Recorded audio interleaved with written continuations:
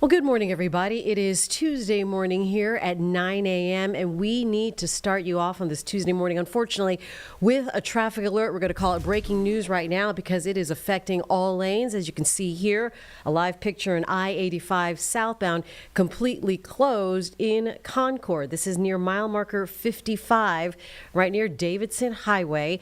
What we're getting is it started about 8 o'clock, just after 8 a.m. They hope to clean this up by 11 o'clock, but as you can see, it is causing quite the mess. It looks like most of the wreckage, whatever is left, is out of the way, so it's really just the cleanup, but that entails fuel, sanding it down. You could see the sweepers out there, fire truck leaving ahead now of the scene, and there's another box truck and over to the far right there in the distance.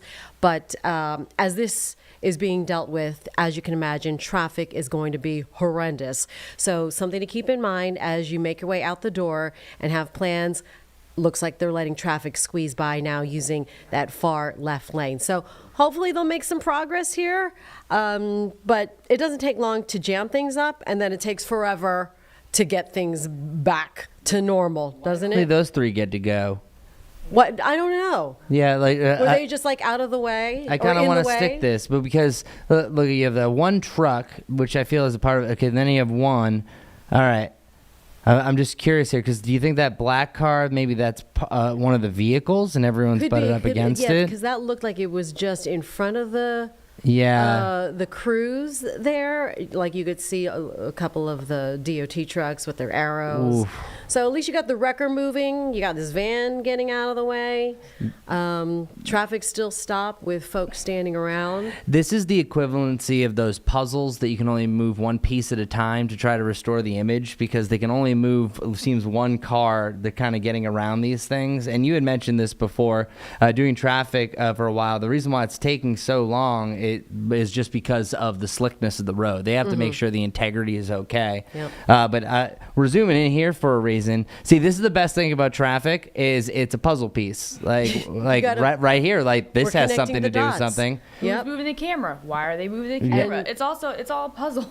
And we don't have control of the cameras, by the way. We do not. So it's like, why do we want to blur out this truck and that tow truck? Okay, so what you're seeing is what we're seeing. You assume that the semi must be involved with this. This is not good, guys. Oh, that is a car. That is a car underneath that semi. Wedged right that in the is back why. of the rig. Oh my gosh. That is why. Okay. Wow. Okay. And see, and they're letting the Now- other cars through. now they're letting cars That through. makes it interesting with that. Did they move out of the way? Wow. Oh my goodness. That is You can only substantial. hope that the person in the car, persons in the car behind that truck, is okay. Yeah, and see that's the problem with this. And when you're looking at this, you really have no idea what is going on. Right. You just gotta hope. Hopefully, it just stops right at the windshield. Right. You can kind of see that, but there's a lot of question marks here. If that's over on the side. And this happened. Was that sometimes you can have a secondary incident within the incidents. Yeah. And again, this is all hearsay and all speculation at this point, but yeah. But yeah, so many things can happen. Okay, so the cones are out, and it looks like we're going to have that left lane now open to get you through. I wish we had the camera showing the backup. Yeah. But I don't know as far as the DOT maps go, when you see all the red lights and how far it stretches. But you can see there near mile marker 55 where it occurred. Hold on. Let me get. I can log on and actually adjust the different cameras that we have around there. So just give me a moment. So as we just continue to look here, so the one truck with the arrow, the one you see first is moving into another position. This is an odd spot because that's usually one of the last cameras. So the reason why you're seeing things go is because these are the cameras further up, but they're closer to China Grove. That's pretty much the last camera that we have. Okay. Before it starts to fade out. Yeah, so it doesn't look like you're really going to be able to see the back up there. Okay. But I can tell you it's not backed all the way to Old Beatty Ford Road. Okay. Yeah, and it looks fine. And China Grove, because that's mile marker 68. So at least we don't have a 13-mile backup. Of course, you wouldn't be dealing with that. It can be several miles, though. It can be, yeah, but a lot to unpack here. And the hardest part is you're not really going to find out until earlier. All we can do at this point is just hope and pray that everyone's okay. Yeah, absolutely. Because let me see, because as we're kind of looking for it. So what time did this happen? Because there's not a lot of information. 8:06. 8:06, really? Okay. When the report incident was logged. In Cabarrus County, mile marker 55 near Davidson Highway, start time 8:06, end time estimated 11:06. So perhaps a 3-hour closure, and you can see that the picture is freezing every now and then. But more or less, you can see that it's still just only that left lane open. At least the northbound side, no rubbernecking traffic, so it's not both sides of the interstate affected here, just that southbound side, but that's going to be bad enough. And we are still, I know our assignment desk, Paul and Anders, are also looking into gathering more information, whether it's through Highway Patrol or Medic or Cabarrus County. Carlene pulled up a map here. Yeah, looking at Drive NC, it looks like now, again, this takes a little bit I think it's like every Few 15 minutes maybe. It looks like it's about 4 miles of backup. This is Okay. if this is mile marker 55, and it's starting to. It looks like 59 is where the red line kind of stops. Okay, so that about makes 4 sense. miles. Yes, so more or less 4 or 5 miles. Yes. Of a backup. So something that you want to keep in the back of your mind. And if you know the area, you probably have your ways around it. Not that there is a real frontage road or anything that parallels 85 like a clean-cut line there, but depending on where you need to go, you could probably zigzag your way across. Carlene, could you zoom in to where the cones and the chaos is? It'd be a little bit further. Yeah, keep going right there. So one thing you can deduct, just because you did see that one car in the back of the semi, is that it's coming from the Davidson Highway. Likely that on-ramp to I-85 is going to be shut down because we're not seeing any cars during this time coming up there, especially for the status of that semi. So sometimes you have to you are assuming with the right information, and yeah, the newest update they have is 9:05 saying that 1 lane of traffic, and we have seen that on the cameras as well. So yeah, at least it's moving. But yeah, no, that was a harrowing realization. Actually, they're moving the tow truck now from that one vehicle that was behind it. Actually, it looks like they are going to try to move, bring it out. Trying to bring the car out from the back of the truck. And again, like I don't want to be this just because I hate to speculate, but this is a live stream. This is the way we go through our reasoning.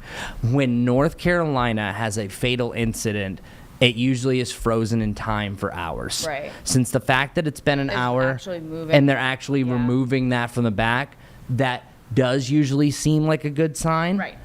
So again, just speculation, but if they're already actively going to move that out, that's what we like to see. I haven't seen any reports coming from medic or anything like that. That'll be the next one to be able to report, but at least things are really breaking up early, an hour after the incident. Just from my experience, if this was a fatal crash, it usually is shut down for a lot longer. Just again, experience, speculation, but at least traffic is starting to move slowly, but that's still, as Charlene said, about 4 or 5 mile backup. All right, good point there. Again, only the left lane open. Bring you back out here to the Live Impact studio. Chris, obviously here in the house. So we're going to switch on from traffic to weather. They're nice hats. Yeah, and I might even have a different meteorological hat too, because I don't want to start off with our forecast. I'm going to get to it too, but really hour by hour through this morning, it has been a rough meteorological ride trying to really decipher what exactly is going on. But first, I want to give us our hurricane season progress report. So far this season, Gabrielle is a major hurricane, still the northern Atlantic, no bother to anyone. But the report is we've had 7 named storms. There is a good chance that we move this number to 9 named storms by the end of the week into the weekend, because we have a major development of what's happening over in the tropics. They don't have technical names, but they all are called Invest 93L and Invest 94L. We've had 2 hurricanes, which is actually behind schedule. We usually have 4 up through this date, but major hurricanes since Gabrielle officially became a major hurricane yesterday morning, well, that's on par for what we usually have. And we'll see what these 2 systems are going to do. So first off, the next names on the list are Umberto and Imelda. There's a good chance that Umberto for sure is going to be named, but here it is. You now have a 90% chance for development for that area of red. So that's a little bit more defined. Meanwhile, you have that secondary wave has a 60% chance over the next 3 to 7 days to become at least a bottom line tropical depression. I was looking at different charts and graphs. I don't have that able to show you right now, but both of them are trending to at least become tropical storms and maybe even a low-end hurricane. But more so the area of red, better chance of a hurricane. The other one has a lot more uphill battle. But the area of orange is one that we have to watch a little bit closer. This is a really unique setup because you have these 2 that are really butting into each other. So here it is. Let me go through it. This right here is 93L and 94L. So a quick little lesson here. In the Atlantic, when there's investigations, it ranges from 90 to 99L. The L represents Atlantic. They also have other abbreviations for an E, meaning the Eastern Pacific, just for an example. But this is showing, and once it gets to 99, by the way, it goes back to 90. So these are the next 2 investigations up. So the first one, 93L, is the one to the far right. There you can see it moving to the west-northwest at about 16 miles per hour. It has winds at 25. It needs to get up to 39 for it to become a tropical storm, and it also needs a solid center of circulation. Meanwhile, 94 is a little bit stronger. We have 30 mile per hour winds, and it's moving due west at 18 miles per hour, so that's cooking. But it's going to be moving directly over the Lesser Antilles, over through Puerto Rico, just as a strong coastal low. It needs open water for it to really form into something, so it's going to take its time. So oftentimes we show you what's called spaghetti plots. When you first start an investigation, the models haven't had enough ample time to really run through all the simulations, through what potentially could be happening, the atmospheric conditions, and so on and so on. So we have very few lines, and they're also all over the place. So I'm just giving you the very first look that honestly is not very helpful, but it kind of shows the discrepancy that we have here. You have a little bit more defined time in the area of red just because that's been an investigation longer. Literally the 94L that you see at the top of your screen, the 8 a.m. advisory first deemed that as at least an investigated area. But the cause of concern that I have is that, one, that area of red, 93L, is trending further west, and it also, oh, look at that. That's a brand new spaghetti plot just came in. But it looks like it's going to move just west of Bermuda. But since it's just west of Bermuda, that would put it on the dirty side of the storm. So even though it does look like it's going to go past Bermuda and curl back out to sea, very similar to what you see for Gabrielle, which, by the way, here I can move things around. This is the spaghetti plots for Gabrielle. So once the storm gets more defined, especially once it's named, we're going to have a lot more of these lines and models that are going to go through it, but you don't really have too much for the time being. But it does look like, in general, we're going to be guiding that. Oh, hold on. Let's get back. Let's get back. What are you doing? Come on. You're ruining my momentum over here. All right. Let's get back. Okay. So right here, I want to draw some arrows on here to show you just in general where I think that things are going to be pushing. Again, take this with a grain of salt. So right now, it does look like this first investigation, I think that's the best chance of becoming Umberto, is going to start to move up. It's tough to see on my tinier screen, but it's going to, oh, geez, hold on. It's going to generally do this. So it looks like it could still impact the Bermuda at this point, but it does look to curve back out to sea. Now, the problem with this other wave is it looks like some models are pulling it directly west, while others are bringing it right in the middle of this cone. But then there are also some saying that, hey, this other low could interact with it. So there's still so many what ifs. But whenever you have two storms right near each other, and this isn't absolutely going to happen, but it's called the Fujiwara effect. I mentioned this briefly, but sometimes when you have two storms within each other, they can start to pivot around the same center, and they can start to really guide each other around. Now, the worst case scenario is that the first low that we saw there in the orange is going to drag in, I think, the stronger one into the Carolinas. But it does look like, in general, that it could help it maybe pull it back out. So I want to show you the surface map that I showed about where our forecast is going and how these two could affect it. So I wanted to show you that first, just because that's the very first information that we have with these two waves. Just, again, a lot of speculation, because this is the beginning of the game. This is at the very beginning of any sort of information that we even have. This is the first day that they're even calling it an investigation, which is step one. Step two is going to be potentially moving into a depression, then tropical storm, then hurricane, depending on what it does. But what's happening for the near term for us, we're going to see widespread rain starting to move in really by, I would say, late Thursday night, and into Friday. And when I say us, I'm talking about Charlotte. You in the mountains potentially could see this a whole lot earlier, and I will show you that on our future cast in a little bit. But what's going to happen for the long term is that cold front passes on Friday morning. So it could be a rough Friday morning commute. Just kind of keep that in mind. Up to an inch plus of rain looks to be the norm.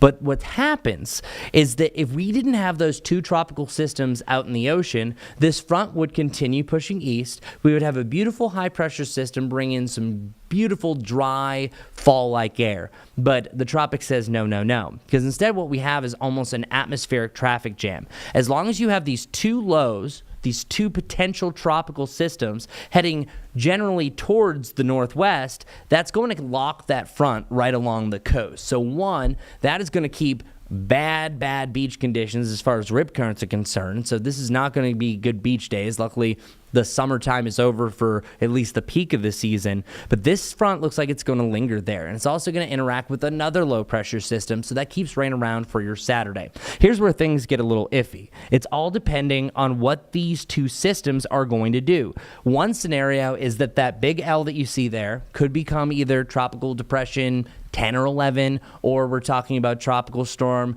Umberto or Imelda. More so Imelda looks to be the possibility. But if that moves into the Carolinas, we could be talking about a landfall, also a slow-moving system just in general. So it's still a lot of big questions. Just wanted to kind of say for the long term, there it is. But definitely have the umbrella Thursday into Friday. Oh, okay. Thank you, Chris. Appreciate all of that. Wow, we are back into the hurricane discussion right in the thick of things now. All right, Chris Mulcahy here in the Live Impact studio on WCNC Plus.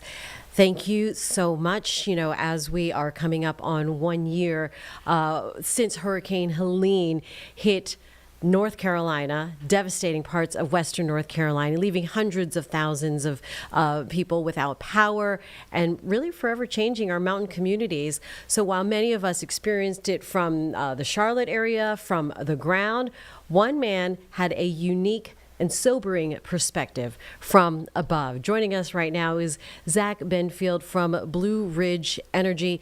Zach, thank you for joining us this morning. Yes, ma'am. Good to be here. Yeah, so talk to me about those first few days. What were you thinking that this storm was going to be unlike the others? To be honest with you, I wasn't that excited about it until we got a phone call and said we needed to kind of start coming in and work through that first night. It wasn't quite all terrible yet. The next morning, we realized we couldn't get around to even see what kind of damage we had going on between trees and rivers, bridges gone. So that's when we decided to call.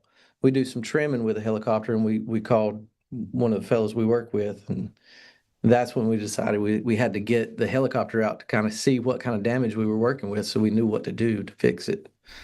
Yeah, so describe that first flight up then, Zach. What were you expecting to see versus what you actually encountered? So I was expecting to see, just a lot of high water, things like that. What I didn't expect to see was entire mountainsides just falling off, or slabs where houses used to be, and it's just a concrete slab now with a house, 400 or 500 yards down the river. Bridges gone, entire mountainsides of just the trees had fallen over. The mountain was still there, or mudslides. Out west, you have mudslides. Here, it's not so much of a thing, but it was just the whole sides of the mountains fell off. It was eye-opening for sure. Incredible. And really, you were the eyes, some of the first set of eyes looking at the damage in those first crucial hours.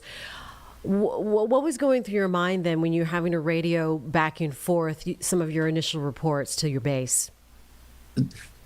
To be honest, I didn't know where to start. You hit something like this that you've never seen before, and you don't know where you can kind of start as far as getting the power back on. Obviously, we had to start with transmission lines that we had knocked out. But then when you see the amount of damage and you fly up a river and there's absolutely zero line there, you don't know where your poles, your lines, part of the roads are gone. You don't have a place to set a pole.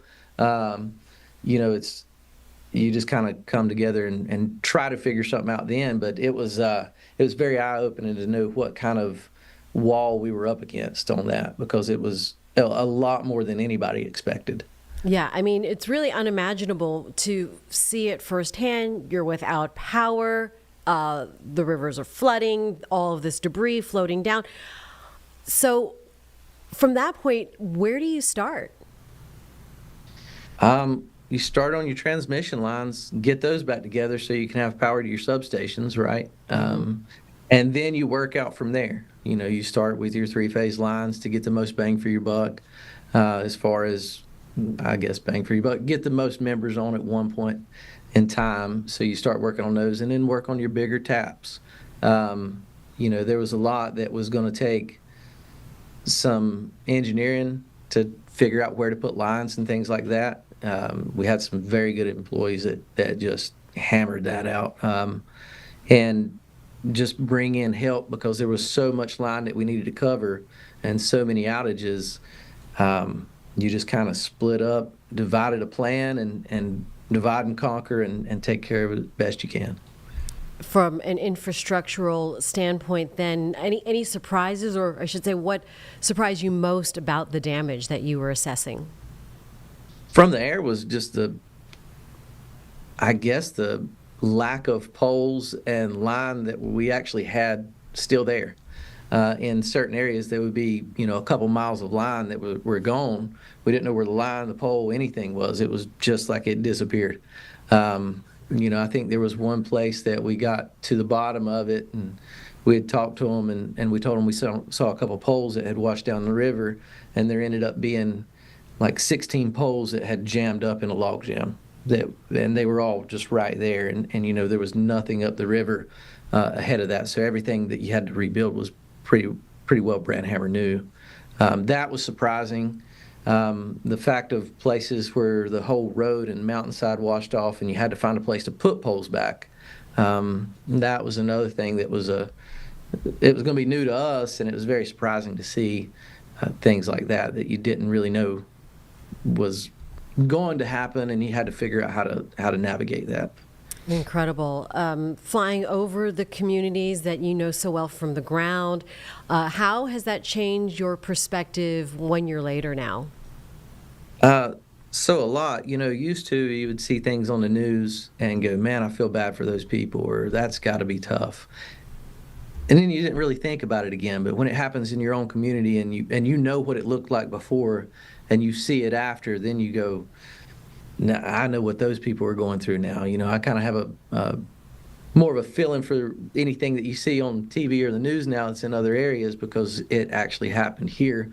And to see those communities rebuilding and kind of come together, that's a good thing. And we've gotten a lot of that back as far as the communities coming back together and working things out. Yeah, that is great to hear. And that's what the experience teaches you, right? The history and looking back, and how do you move forward? What has that experience taught you and the company and Blue Ridge Energy, the approach now, approaching emergency planning? Has it changed your approach? As far as mine, not so much. And as far as ours, it was surprisingly how resilient we were, to be honest. For the amount of damage that we had, and we were the amount of time that we had everybody out that you could restore power to, if the house was still there, was very surprising to me after seeing the damage that we was able to get it back that fast. There was also all the time things that you can tweak and look back and change a little bit here and there. But for the most part, I think our response plan was pretty well spot on. Yeah, that's good to hear. I mean, all this planning, this is what it's for in these moments that you hope you don't experience, but when it does happen, it's good to have that in place. So any message for the communities out there now as we approach this 1 year anniversary, and for those who are still trying to recover? I mean, just that everybody here in the Blue Ridge family is here for you. It's a membership. It's a co-op. We're all in this thing together, and we're going to be here for you and or them, whoever we're talking to. But yeah, we're in the mix with you, so we'll always be here. All right. Zach Benfield, thank you for sharing your experience. Interesting perspective of having to work it, live there, be part of the community, and then be one of the first to witness all of the damage done. Thank you for your time this morning. Yes, ma'am. Have a good day. You too. Here in the Live Impact studio, we're going to take a quick break on Live Impact News on WCNC Plus.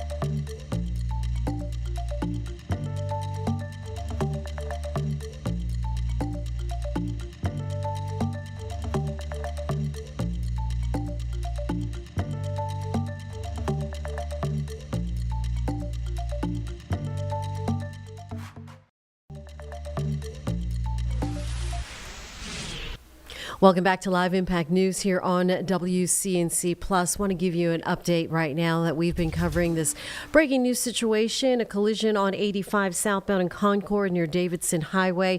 Up there in the background, you can see barely the flashing light. It appears that lanes have been reopened, South 85 near mile marker 55. But as we take a look here from the overpass, the big rig there in the distance made it over to the side. We can confirm for you now that Highway Patrol saying that there is at least one injury, the collision involving a tractor trailer and a passenger car. So two vehicles that we saw earlier, if you were with us here at the top of the hour on the stream. Things were pretty sketchy, but at least we know that no fatality has been reported, but one injury confirmed for you. All right, so as we continue to bring you the stories from Hurricane Helene marking that 1-year anniversary, we heard from Zach Benfield, one of the supervisor managers of the company, the first to try to restore energy and power, what you need there up in the mountain areas. It was definitely a struggle. So as he reflects, we're also hearing stories of progress and recovery. Our Richard Devane is up in Boone, also covering some of the progress there, again, as we mark 1 year since Hurricane Helene hit.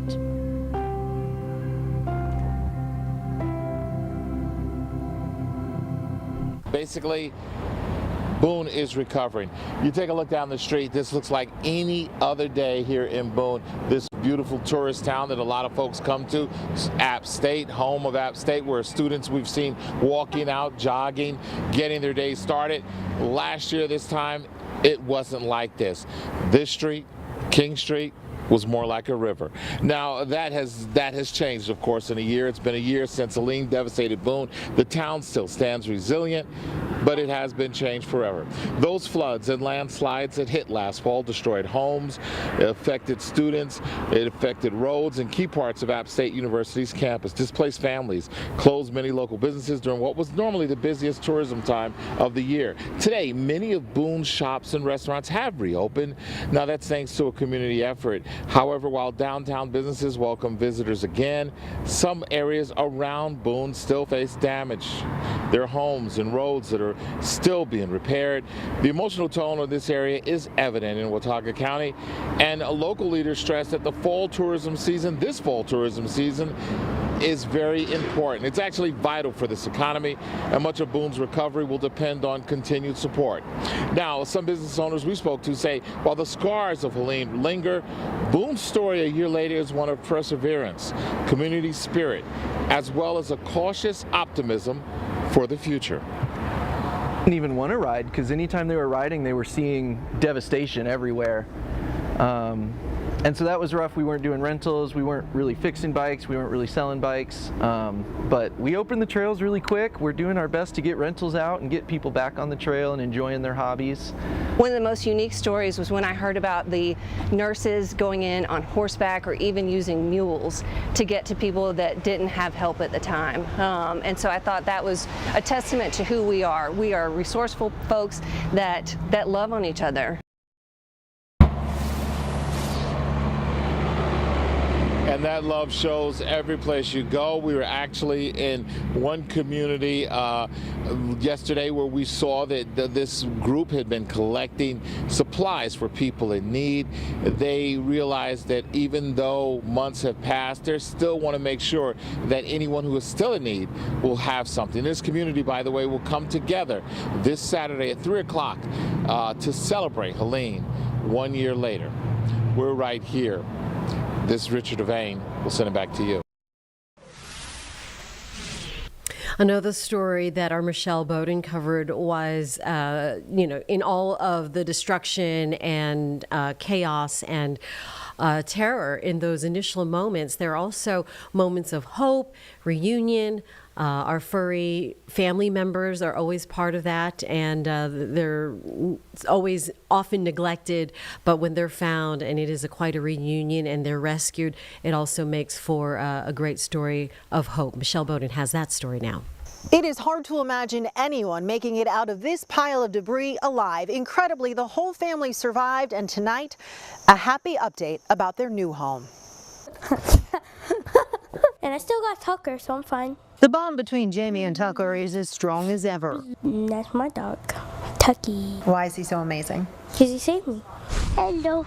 Tucker is the family's rescue pup who literally rescued Jamie. It probably would have died if it wasn't for Tucker. We first met the Asheville area family last fall when Jamie was in the hospital being treated for his injuries. It was terrifying. Jamie's grandparents and his sister Gemma were all home when a mudslide from Hurricane Helene shredded their house, burying Jamie in 12 feet of rubble. It felt like forever down there. If I couldn't see sunlight or nothing, I just felt water dripping on me. I thought I was either going to drown or run out of air. But Tucker saved the day, standing over the pile of rubble, telling rescuers exactly where to find Jamie. You're excited, aren't you? He's now fully recovered physically, but struggles with memories from the storm. Loud noises. Specifically because it shakes the house when it's bad. The family is in a temporary home right now. You know, we lost everything except the clothes on our back. Jamie struggles when they drive past their old home. I close my eyes. Why? Scary. And also all my stuff is destroyed, so. But it's all still there, untouched a year later. They say the Army Corps of Engineers was supposed to do the cleanup, but never came. We've been trying to get help, but I guess the government has shut down some funding and programs. They're getting help, though, from so many others. At the time of the storm, they had just 2 payments left on their mortgage. An anonymous donor paid that, and Habitat for Humanity is building them a new home just down the road from the old one. Well, because we did the interview then, there were some donations that went to Transylvania Habitat for Humanity from those. It is overwhelming. It is wonderful. We were so busy answering the phone and answering emails and processing donations, and they weren't all huge. Sometimes they would be $5, $10, $20, whatever people could give. It is almost enough to pay for the new house. What do you want to say to all the people who have donated so that you guys can get a new house? They're amazing. There is still a long way to go to get them into their new home. So if you're interested in donating and being a part of the community that has helped them this far, we've got all the information you need on our website. We'll get you to Habitat for Humanity in this area. Reporting in Transylvania County, Michelle Bowden, WCNC Charlotte. And in Buncombe County, you know, for many families there, parks aren't just a green space. They're also a way of daily life. Hurricane Helene damaged that area as well, and now some of that space has been lost. But these days, county leaders are giving an update, trying to get things repaired for that community, sharing their plans with our Jesse Pierre, who is in Buncombe County this week. Hurricane Helene left behind a trail of destruction across Buncombe County parks. Hundreds of trees down, trails washed out, and decks destroyed. It's really heartbreaking, but it's also kind of encouraging, like, to see a lot of the construction workers out and the resilience of the community. Green spaces that have become safe havens for many, a chance to unplug. I'm a lot calmer, I'm a lot more peaceful, and so I love being able to just go to a park. They're a space that we can be outside and be safe and be in the sunshine, to have imagination, be off of devices. County leaders say that is exactly why it is critical to reopen all of the parks and fields. I think we're working really hard to get parks open one by one as they become safe. We're trying to get the small wins while keeping the larger parks that are more devastated, like Owen, at the forefront. While the work continues, Buncombe County Parks and Recreation leaders resuming its master plan and asking the public to weigh in through a survey on what should be prioritized, from repairs to replacements of sports fields to trails and open spaces. Restarting this work fulfills Buncombe County's commitment to build back stronger and ensure that future parks, trails, and open spaces are designed to withstand challenges while continuing to serve the community.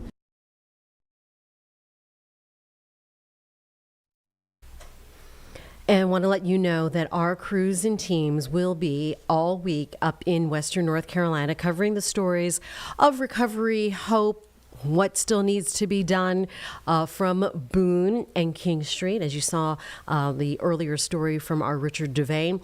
This afternoon, Colin Mayfield will join me on WCNC Charlotte with the latest, as he has been covering the stories there since the weekend. And morning anchor Lisa Washington also up in Boone, covering you from morning to night. We have all of the stories for you there. Hurricane Helene 1 year later. Back out here, Live Impact News. We're going to take a break and be right back.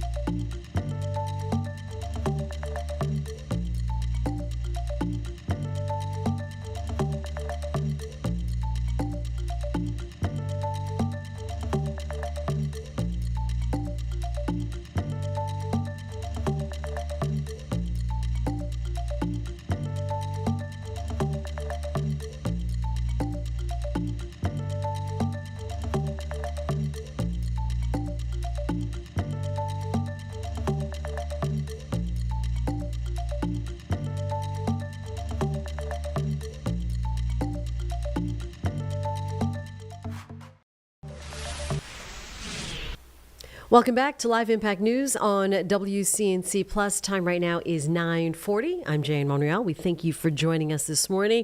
So we started off our Plus stream here at 9 o'clock with a breaking news update because of a collision on 85 in Concord. Want to update you, they have reopened all lanes southbound side of 85 now at mile marker 55. That's near Davidson Highway. This crash, according to State Trooper, hurting at least one person. One injury confirmed now by crews, as a big rig, a tractor trailer, and a passenger car were involved. At one time, all lanes were blocked.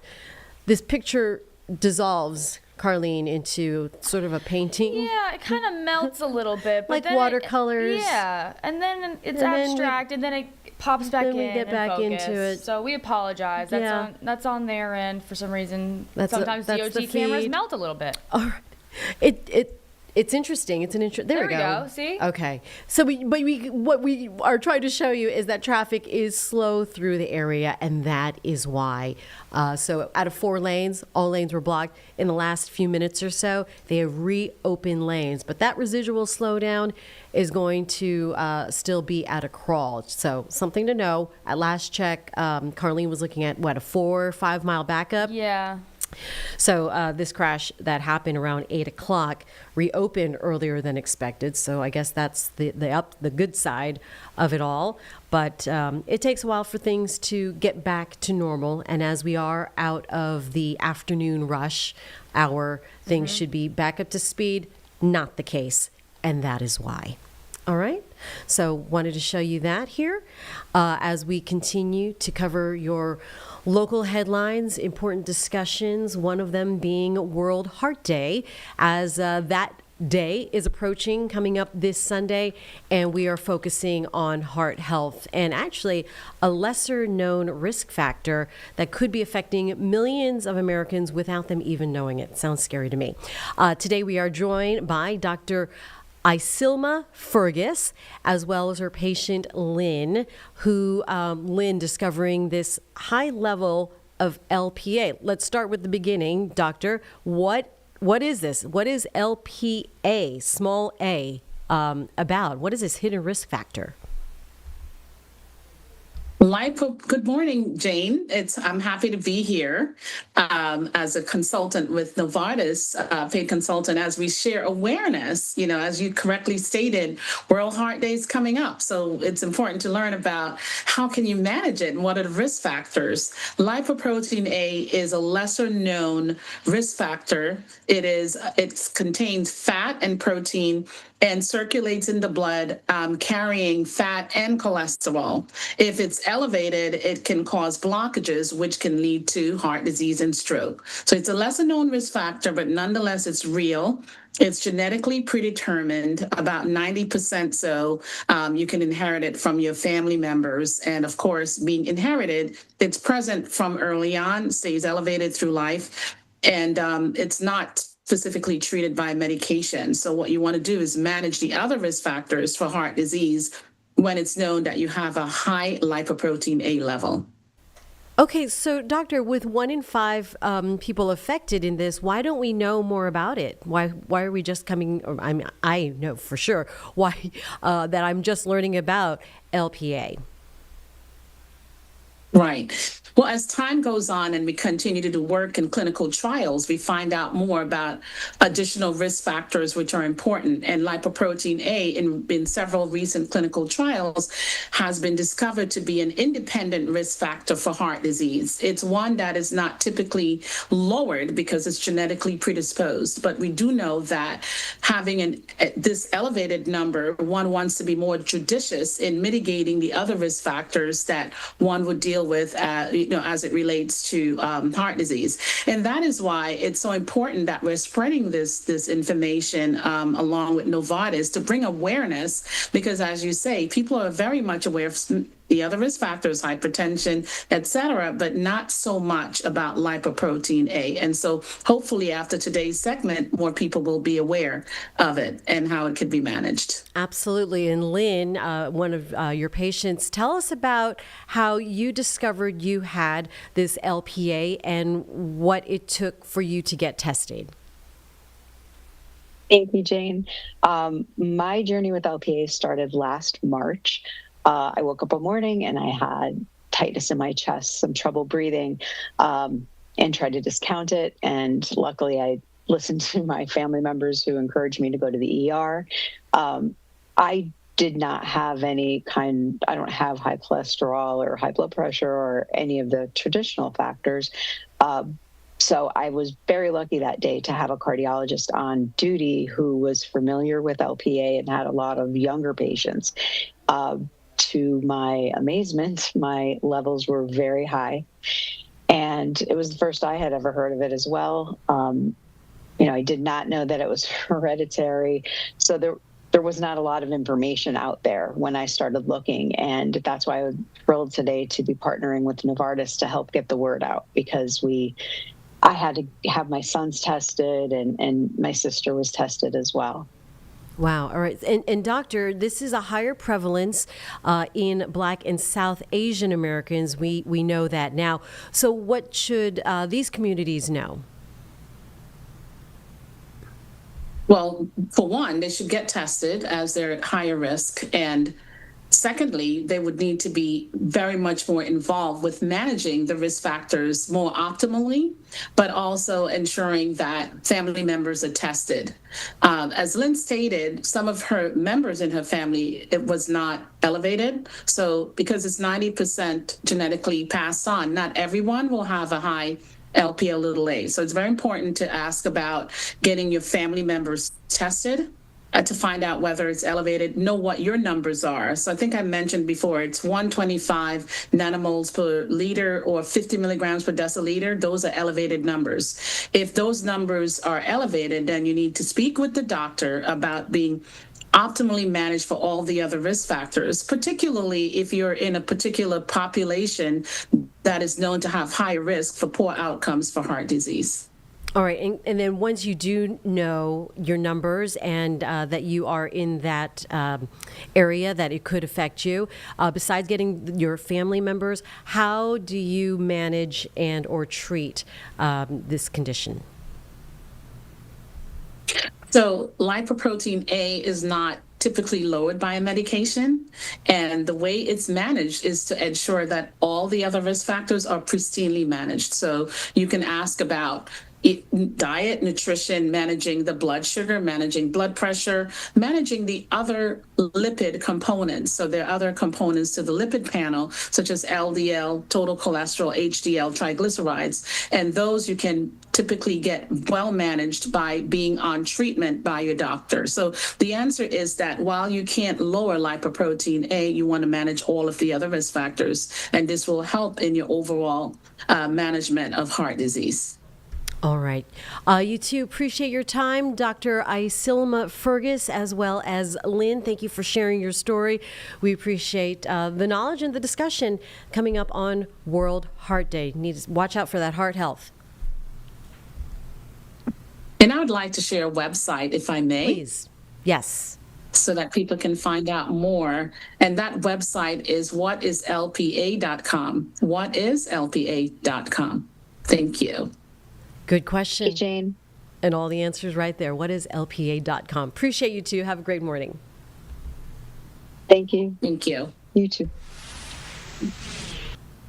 Here in the Live Impact studio right now, we are looking at live footage. The President of the United States, President Trump, arriving at the UN. He is expected to deliver remarks to the UN. That is scheduled for 10 o'clock this morning. So as soon as we see that happen, we just kind of missed him. We'll bring that to you. Okay. POTUS and FLOTUS just went up the escalator. We just missed them, so you saw that whole big crowd. That was his following the president crowd. His camp. Okay. Yeah. He is expected to address the UN this as divisions with allies are deepening over the Palestinian statehood and talks of trade, how that affects everybody, and talks with allies. So an important discussion. It looks like it will start close to time. So once again, as we are just looking in here live at the UN, we will bring that footage to you as soon as we see it. We're going to take a break here on Live Impact News on WCNC+.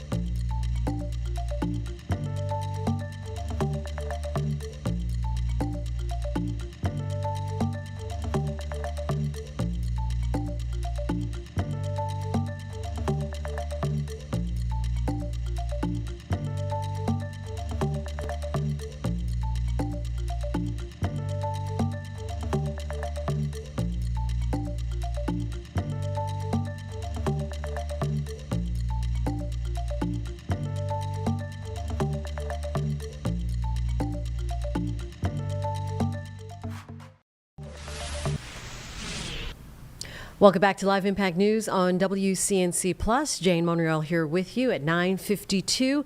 Let's go to the UN right now. We are waiting for the president to speak and address the General Assembly. But for now, we'll listen in here live on Live Impact News on WCNC Plus. It loses when it closes its doors and blames migrants for the world's ills. Poverty is as much an enemy of democracy as extremism. Therefore, we were proud to receive confirmation from FAO that Brazil has once again left the hunger map in this year, 2025. But in the world, there are still 670 million hungry people, and about 2.3 billion face food insecurity. The only war of which everyone can emerge victorious is the one we wage against hunger and poverty. This is the goal of the global alliance we launched at the G20 and which has the support of 103 countries. The international community needs to revise its priorities, reduce arms spending, and increase development aid. Relieve the service of the foreign debt of the poorest countries, above all African nations, and set minimum global tax standards so that the super rich pay more taxes than workers. Democracy is also measured by the ability to protect families and the childhood. Digital platforms offer possibilities for us to come together in ways we never imagined, but they have been used for sowing intolerance, misogyny, xenophobia, and misinformation. The internet cannot be a land of lawlessness. It's up to governments to protect the most vulnerable. Regulating does not mean restraining freedom of expression. It's about ensuring that what is already illegal in the real world is treated the way in the virtual environment.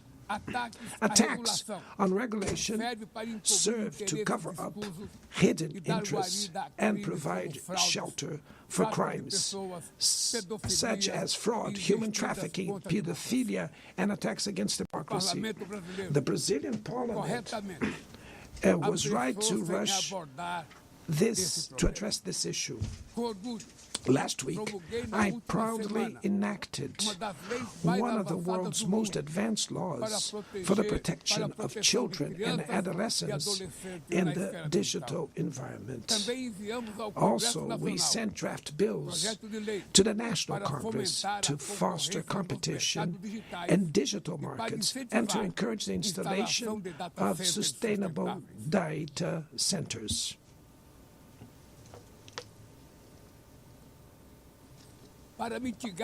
To mitigate the risks of artificial intelligence, we are committed to building multilateral governance in line with the Global Digital Compact that was approved in this plenary last year.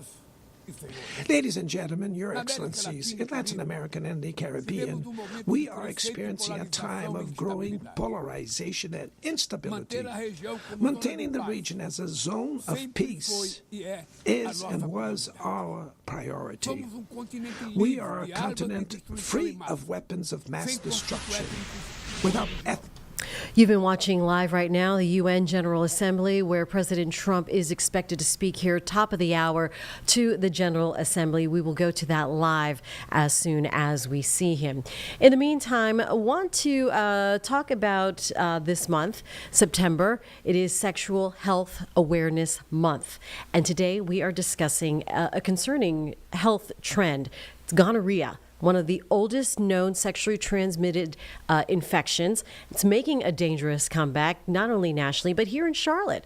Joining us right now is Dr. David Siddiqui, an infectious disease expert and chief medical officer at Telemed 2U, joining us now to help us understand what this means for our community. Good morning, doctor. Thanks for joining us here. Good morning. Thank you so much for having me. So let's start at the beginning. Explain what gonorrhea is for those who don't know what it's about and why we're seeing this resurgence, particularly here in the South, in the Carolinas. Well, as you very appropriately stated, Neisseria gonorrhea is one of the oldest sexually transmitted infections that we've been dealing with, and we've had it throughout history. Over the last few years, we've seen a tremendous increase in sexually transmitted infections, or STIs as we refer to them, throughout the United States. Just this year alone, we've seen over 700,000 cases of gonorrhea across the United States, and in North Carolina, we've reported over 7,700 cases. Wow. And there's also a difference of super gonorrhea versus the traditional gonorrhea. What is the difference? Absolutely. Well, super gonorrhea is more of a colloquial term. What we're seeing is increasing bacterial resistance. Before, we used to use oral antibacterial. So someone came into the clinic, we diagnosed them with gonorrhea, we could give them an oral antibacterial in order to treat the infection. But unfortunately, the infection has become resistant to those oral medications. So now we're having to use an injectable medication, something called ceftriaxone, in order to treat. No one necessarily wants to get an injection, and it adds to the complexity of treating it. We're seeing more and more resistance across the United States and across the world with regards to gonorrhea, and it's becoming more difficult to treat. And so if people don't want to get the injection, what are the alternatives? Unfortunately, we don't have an alternative. We're hopeful that there's some medications that are in research, but they have not been approved by the FDA. Promising research, but we're hopeful in the coming years we'll have some oral medications. But right now, all we have is the injectable, and we're having to give larger doses of the injectable medication in order to overcome that resistance that we're seeing. So you said we have 7,000 cases reported in North Carolina? Over 7,000 cases. It seems like it's widespread. Why the rise in cases? Well, I think unfortunately there still tends to be some type of stigmatism about getting tested and sexual health, and that's incredibly important, right? We go to our doctors, we get our blood pressure checked, we get our blood drawn for cholesterol, but yet we don't talk to our providers with regards to our sexual health, and if we're having any symptoms. We need to have an open dialogue with our providers regarding our sexual health, getting tested, and getting treated when appropriate. All right. So when you're talking to your provider, your primary doctor, what should you be asking for to advocate for your own health? Absolutely. I think what you need to advocate is that, as adults saying, I am sexually active, I do have multiple partners, and I'm concerned about my sexual health, and I would like to get tested. Obviously, your provider will ask you if you have any symptoms, and you can convey those symptoms. And definitely, if you're having symptoms, you need to make sure you see a provider immediately. But it's something that we need to do on a regular basis. It's just part of being a healthy adult. Yeah, let's talk about the symptoms, doctor. What should people be watching for?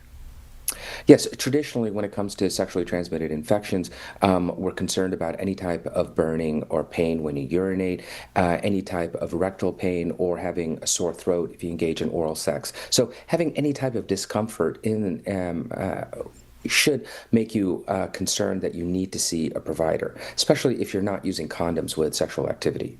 All right. Any other ways to protect yourself from, your partner or, from your partner or any gonorrhea or sexual STI?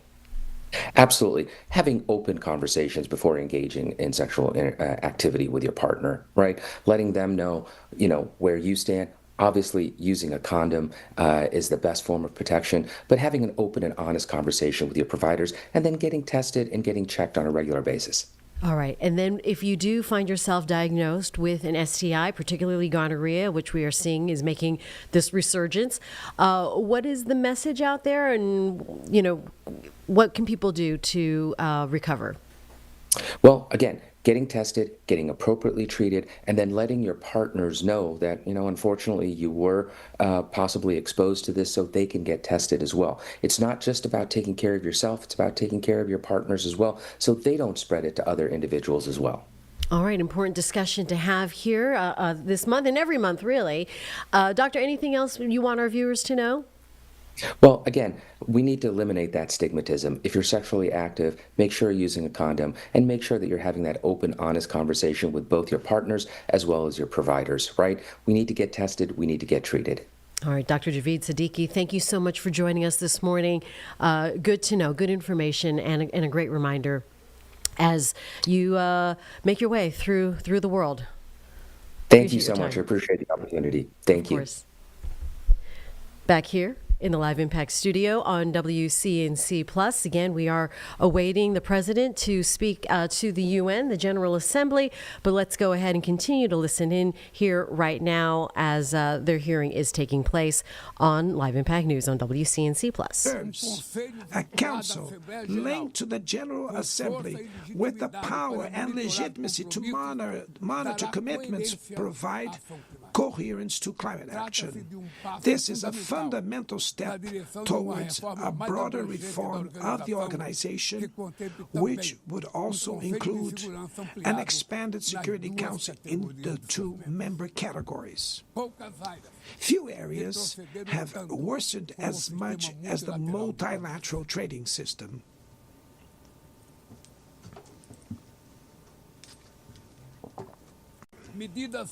Unilateral measures have rendered fundamental principles, such as the most favored nations clauses, meaningless. They have disrupted value chains and threw the global economy into a pernicious spiral of high prices and stagnation. It is urgent to refound the WTO based on modern and flexible foundations. Your Excellencies, ladies and gentlemen, this year, the world lost 2 exceptional public figures. Former Uruguayan President Pepe Mujica and our dear Pope Francis. Both embodied the best humanist values like no other.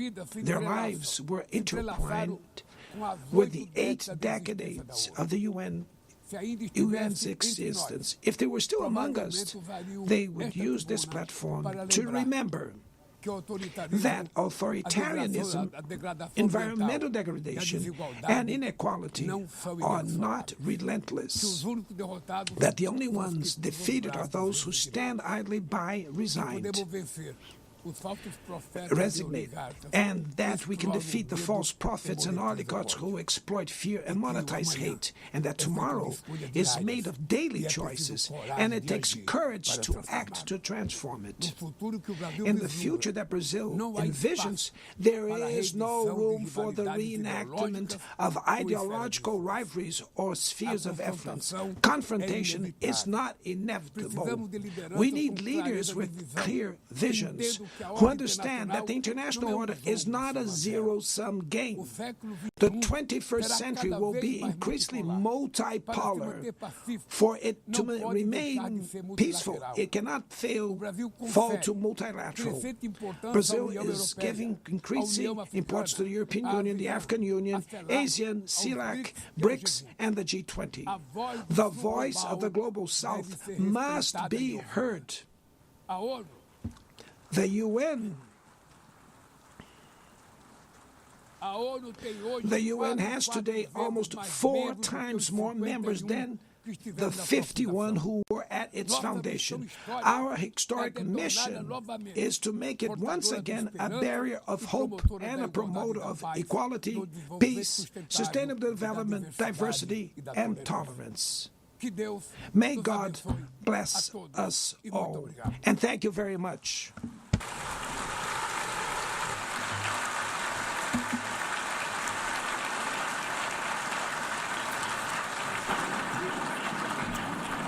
On behalf of the Assembly, I wish to thank the President of the Federative Republic of Brazil,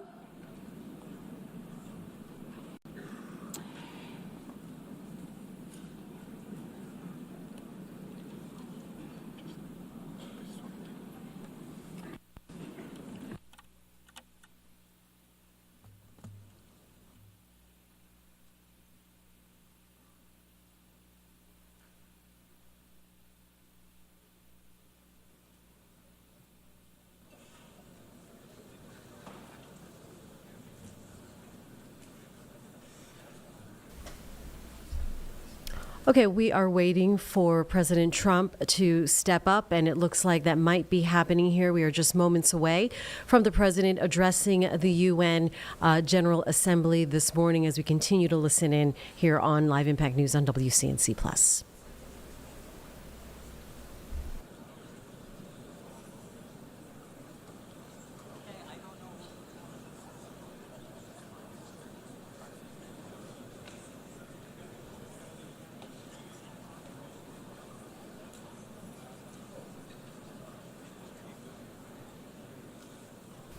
As they clear the stage, we know that the president has been very clear that he is in disagreement with many of the decisions by key allies like the UK and France to formalize and recognize a Palestinian state, this causing divisions within the UN and other allies as that division deepens. We can see the president walk up now. Let's continue to listen in here as he steps up to the UN General Assembly on Live Impact News on WCNC Plus. You're watching live.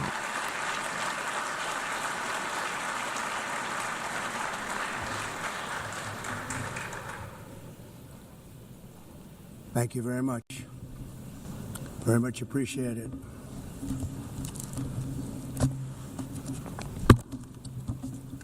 And I don't mind making this speech without a teleprompter, because the teleprompter is not working.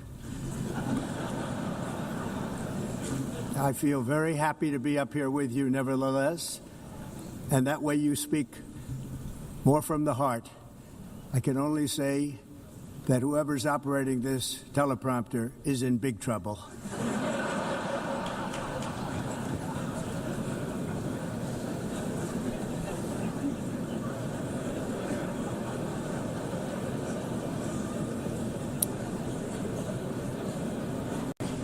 Hello, Madam First Lady. Thank you very much for being here. And Madam President, Mr. Secretary General, First Lady of the United States, distinguished delegates, ambassadors, and world leaders. 6 years have passed since I last stood in this grand hall and addressed a world that was prosperous and at peace in my first term. Since that day, the guns of war have shattered the peace I forged on 2 continents. An era of calm and stability gave way to one of the great crises of our time. And here in the United States, 4 years of weakness, lawlessness, and radicalism under the last administration delivered our nation into a repeated set of disasters.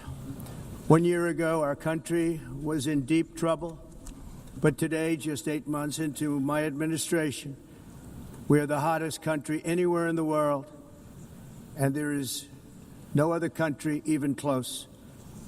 America is blessed with the strongest economy, the strongest borders, the strongest military, the strongest friendships, and the strongest spirit of any nation on the face of the earth. This is indeed the golden age of America. We are rapidly reversing the economic calamity we inherited from the previous administration, including ruinous price increases and record-setting inflation like we've never had before. Under my leadership, energy costs are down, gasoline prices are down, grocery prices are down, mortgage rates are down, and inflation has been defeated. The only thing that's up is the stock market, which just hit a record high. In fact, it hit a record high 48 times in the last short period of time. Growth is surging, manufacturing is booming. The stock market, as I said, is doing better than it's ever done. And all of you in this room benefit by that. Almost everybody. And importantly, workers' wages are rising at the fastest pace in more than 60 years. And that's what it's all about, isn't it? In 4 years of President Biden, we had less than $1 trillion of new investment into the United States. In just 8 months since I took office, we have secured commitments and money already paid for $17 trillion. Think of it, 4 years, less than $1 trillion, 8 months, much more than $17 trillion is being invested in the United States, and it's now pouring in from all parts of the world. We've implemented the largest tax cuts in American history and the largest regulation cuts in American history, making this once and again the best country on earth to do business. And many of the people in this room are investing in America, and it's turned out to be an awfully good investment during this 8-month period. In my first term, I built the greatest economy in the history of the world. We had the best economy ever, history of the world. And I'm doing the same thing again, but this time it's actually much bigger and even better. The numbers far surpass my record-setting first term. On our southern border, we have successfully repelled a colossal invasion, and for the last 4 months, and that's 4 months in a row, the number of illegal aliens admitted and entering our country has been 0. Hard to believe, because if you look back just a year ago, it was millions and millions of people pouring in from all over the world, from prisons, from mental institutions, drug dealers. All over the world they came. They just poured into our country with the ridiculous open border policy of the Biden administration. Our message is very simple. If you come illegally into the United States, you're going to jail, or you're going back to where you came from, or perhaps even further than that. You know what that means. I want to thank the country of El Salvador for the successful and professional job they've done in receiving and jailing so many criminals that entered our country. And it was under the previous administration that the number became record-setting, and they're all being taken out. We have no choice. And other countries have no choice, because other countries are in the exact same situation with immigration. It's destroying your country, and you have to do something about it. On the world stage, America is respected again like it has never been respected before. You think about 2 years ago, 3 years ago, 4 years ago, or 1 year ago, we were a laughingstock all over the world. At the NATO summit in June, virtually all NATO members formally committed to increase defense spending at my request from 2% to 5% of GDP, making our alliance far stronger and more powerful than it was ever before. In May, I traveled to the Middle East to visit my friends and rebuild our partnerships in the Gulf, and those valued relationships with Saudi Arabia, Qatar, and the UAE and other countries are now, I believe, closer than ever before. My administration has negotiated one historic trade deal after another, including with the United Kingdom, the European Union, Japan, South Korea, Vietnam, Indonesia, the Philippines, Malaysia, and many, many others. Likewise, in a period of just 7 months, I have ended 7 unendable wars. They said they were unendable. You're never going to get them solved. Some were going for 31 years, 2 of them, 31, think of it, 31 years. One was 36 years. One was 28 years. I ended 7 wars. And in all cases, they were raging with countless thousands of people being killed. This includes Cambodia and Thailand, Kosovo and Serbia, the Congo and Rwanda, a vicious, violent war that was, Pakistan and India, Israel and Iran, Egypt and Ethiopia, and Armenia and Azerbaijan. It included all of them. No president or prime minister, and for that matter, no other country has ever done anything close to that. And I did it in just 7 months. It's never happened before. There's never been anything like that. I'm very honored to have done it. It's too bad that I had to do these things instead of the United Nations doing them. And sadly, in all cases, the United Nations did not even try to help in any of them. I ended 7 wars, dealt with the leaders of each and every one of these countries, and never even received a phone call from the United Nations offering to help in finalizing the deal. All I got from the United Nations was an escalator that on the way up stopped right in the middle. If the First Lady wasn't in great shape, she would have fallen, but she's in great shape. We're both in good shape. We both stood. And then a teleprompter that didn't work. These are the 2 things I got from the United Nations, a bad escalator and a bad teleprompter. Thank you very much. And by the way, it's working now. It just went on. Thank you. I think I should just do it the other way. It's easier. Thank you very much. I didn't think of it at the time because I was too busy working to save millions of lives. That is the saving and stopping of these wars. But later I realized that the United Nations wasn't there for us. They weren't there. I thought of it really after the fact, not during these negotiations, which were not easy. That being the case, what is the purpose of the United Nations? The UN has such tremendous potential. I've always said it. It has such tremendous, tremendous potential, but it's not even coming close to living up to that potential. For the most part, at least for now, all they seem to do is write a really strongly worded letter and then never follow that letter up. It's empty words, and empty words don't solve war. The only thing that solves war and wars is action. Now, after ending all of these wars and also earlier negotiating the Abraham Accords, which is a very big thing for which our country received no credit, never receives credit. Everyone says that I should get the Nobel Peace Prize for each one of these achievements. But for me, the real prize will be the sons and daughters who live to grow up with their mothers and fathers, because millions of people are no longer being killed in endless and unglorious wars. What I care about is not winning prizes, it's saving lives. We saved millions and millions of lives with the 7 wars. And we have others that we're working on, and you know that. Many years ago, a very successful real estate developer in New York, known as Donald J. Trump, I bid on the renovation and rebuilding of this very United Nations complex. I remember it so well. I said at the time that I would do it for $500 million, rebuilding everything. It would be beautiful. I used to talk about, I'm going to give you marble floors. They're going to give you terrazzo.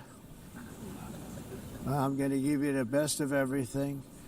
You're going to have mahogany walls. They're going to give you plastic. But they decided to go in another direction, which was much more expensive at the time, and which actually produced a far inferior product.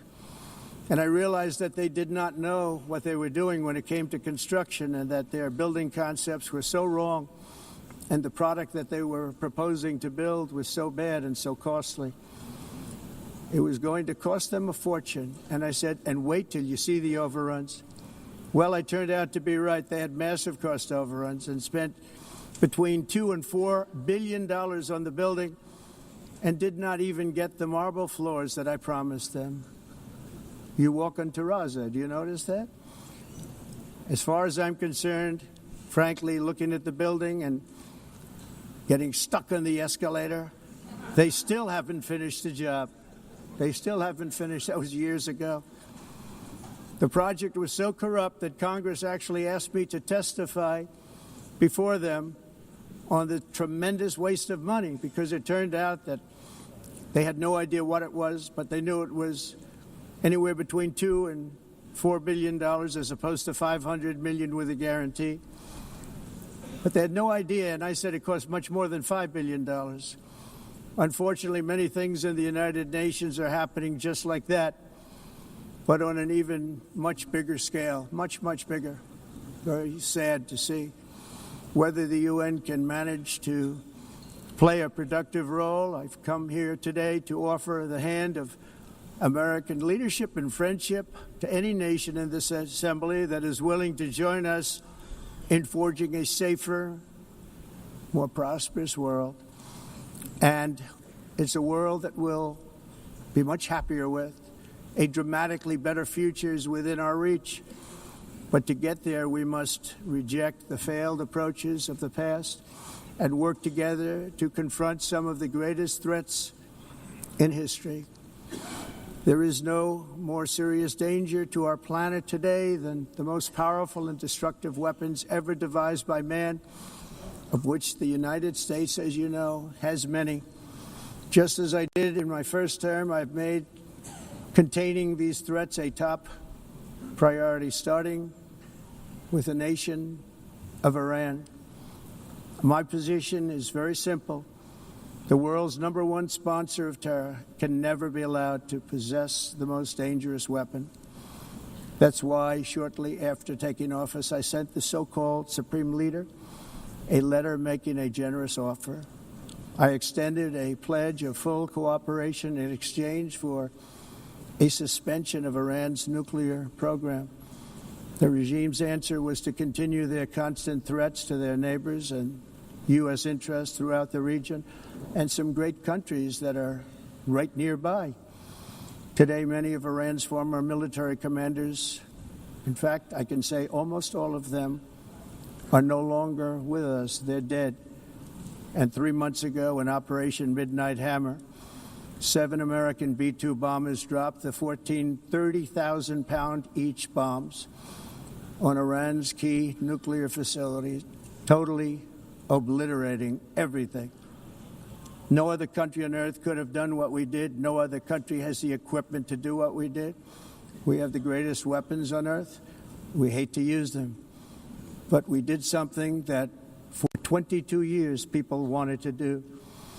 With Iran's nuclear enrichment capacity demolished, I immediately brokered an end to the 12-day war, as it's called, between Israel and Iran, with both sides agreeing to fight no longer.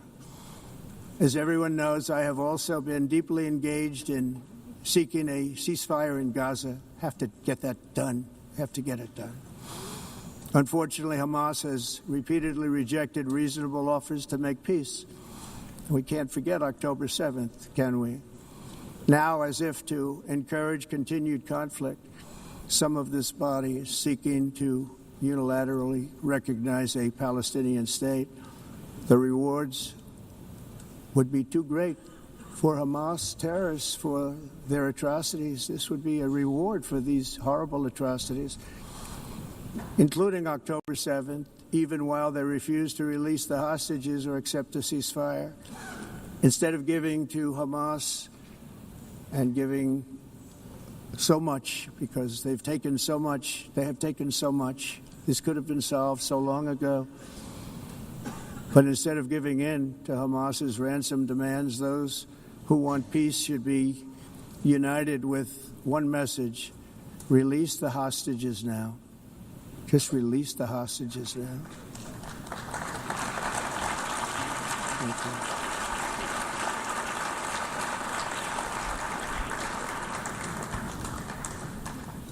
Thank you.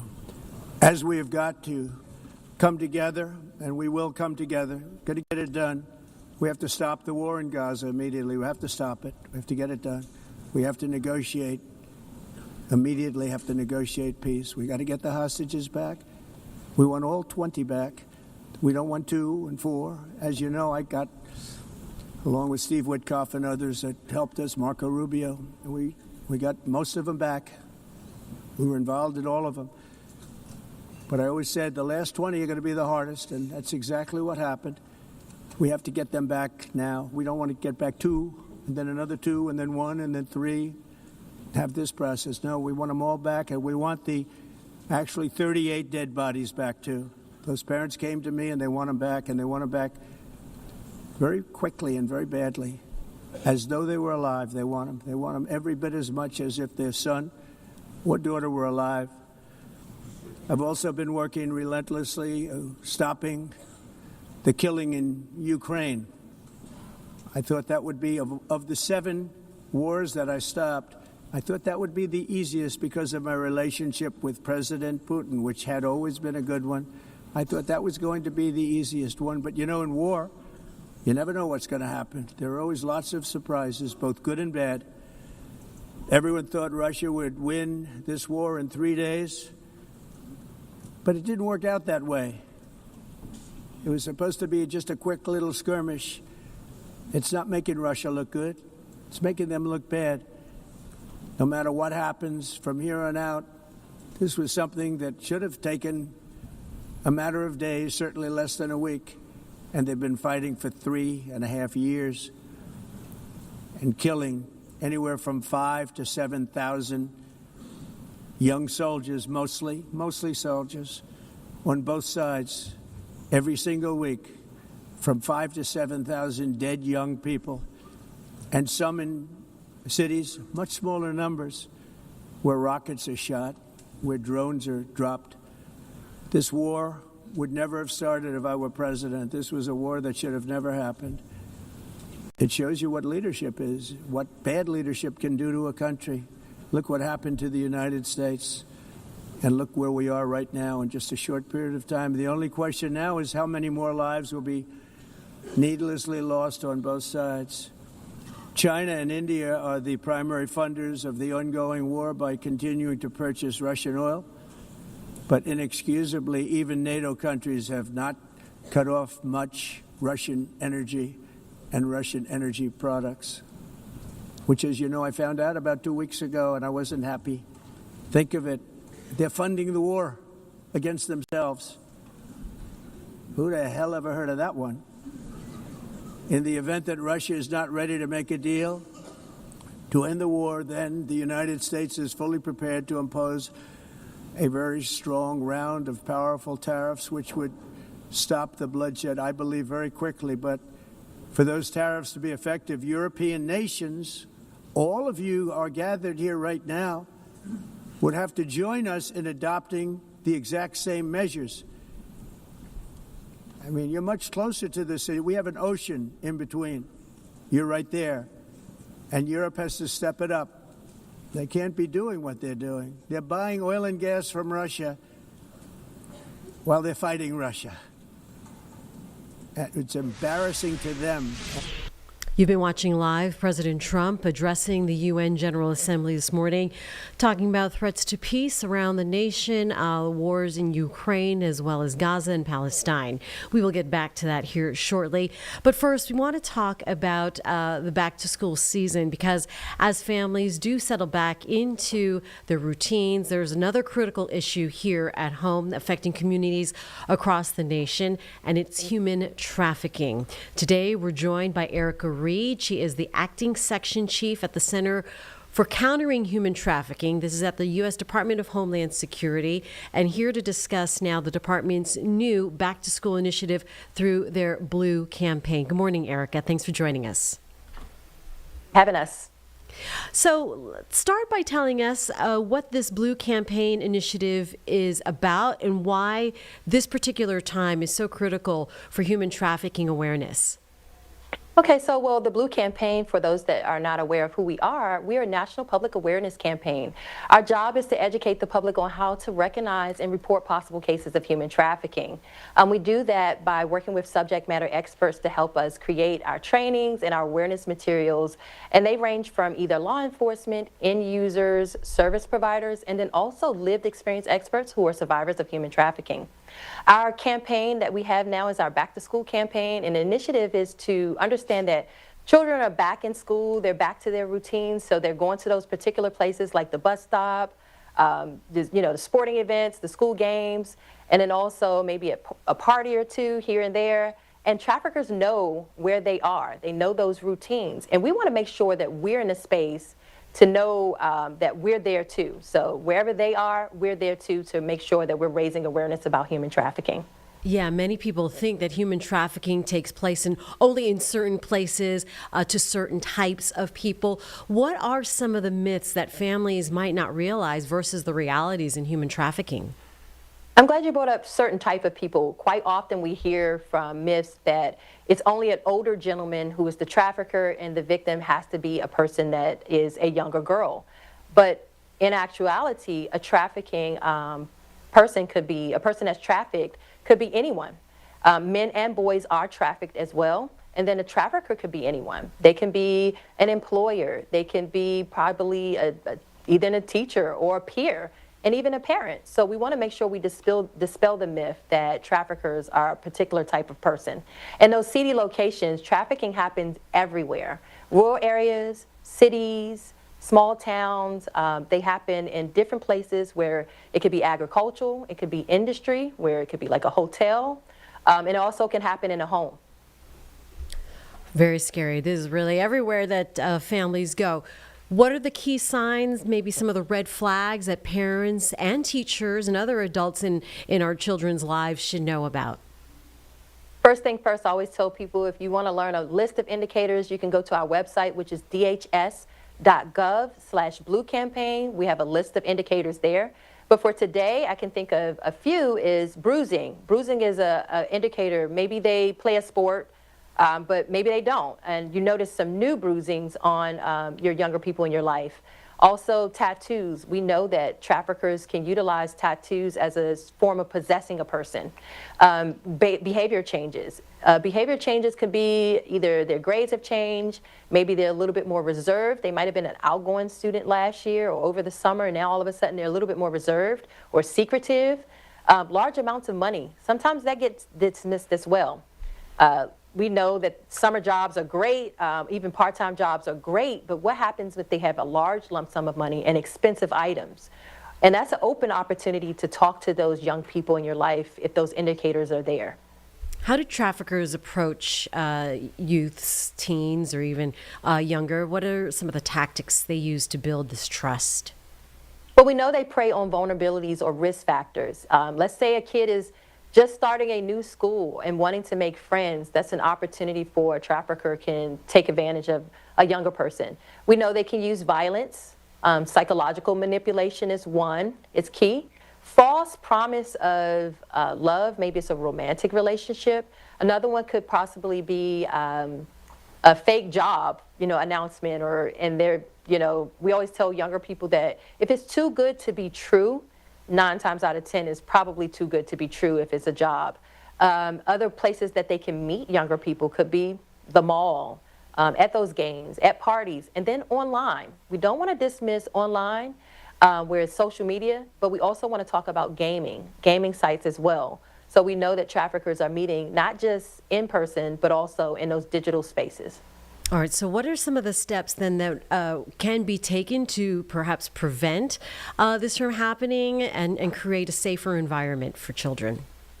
And that's exactly what we want to do, is create those safe environments. So first thing first is they have to learn the signs. Teachers, adults working with youth, and even parents need to learn what the signs of human trafficking look like. Know what human trafficking is. Human trafficking is about exploiting a person, using a person for either commercial sex or labor. If they're under the age of 18, if they're engaging in commercial sex, it is considered human trafficking. Force, fraud, and coercion doesn't have to be present. Other things is they can share our resources. You can go to our website and look at some of our videos to start a dialogue. You also can order our free materials and post them up in schools and even in your community. And last is, like you just said, cultivate that space to be a trusted adult, that a child knows that they can have open communication and that they can come to you if there's any possible cases of human trafficking.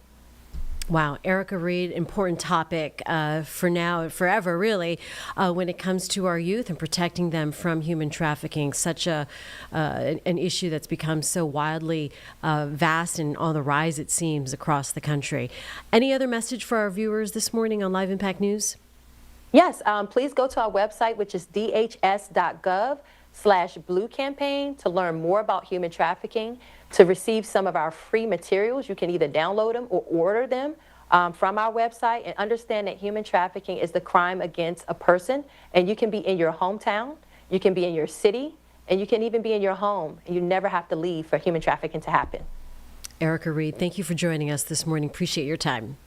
Thank you. Thank you for having us. Absolutely. Here at 10:37 right now, we get you back to the president. He is addressing the UN this morning out of New York, talking about peace around the world. Let's go ahead and continue that as we dip in here on Live Impact News on WCNC Plus.